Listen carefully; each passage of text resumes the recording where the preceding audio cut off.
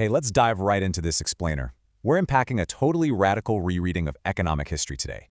The author poses a wild question. What if today's modern intellectuals have Karl Marx completely wrong?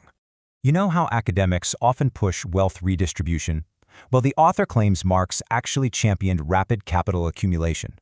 Instead of a moral failing, Marx supposedly viewed this massive accumulation as a brutal but absolutely necessary civilizing force. It's literally the ultimate engine, right? It smashes down old, stagnant feudal systems to build incredible global productivity. Crazy as it sounds, Marx actually wanted developing nations to aggressively copy the industrial blueprints of highly developed countries. The author even highlights an exclamation mark in Marx's original text to prove his genuine enthusiasm for industrial progress.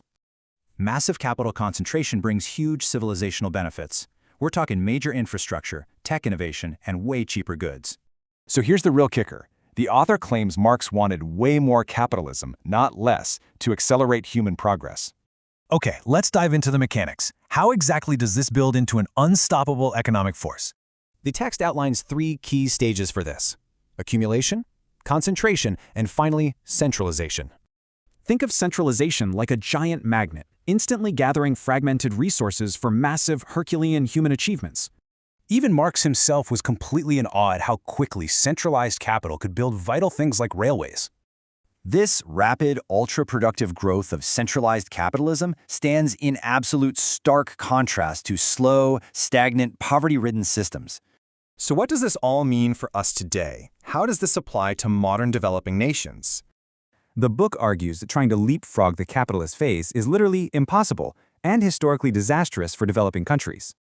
They even cite Lenin. He argued developing nations suffer from insufficient capitalism rather than capitalism itself. The author actually points to China's recent economic boom as the ultimate modern proof of this accumulation theory. By letting free markets run, China impressively lifted over 700 million people out of poverty in mere decades. This miraculous civilizational leap happened specifically because they permitted massive, rapid capital accumulation and free trade.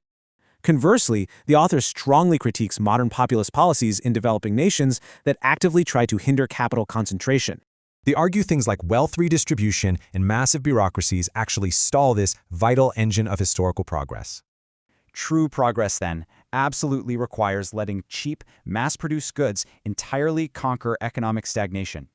Marx himself called these cheap commodities the heavy artillery that powerfully brings civilization to less developed regions. So if this radical rereading is true, do we need to completely rethink global economic development?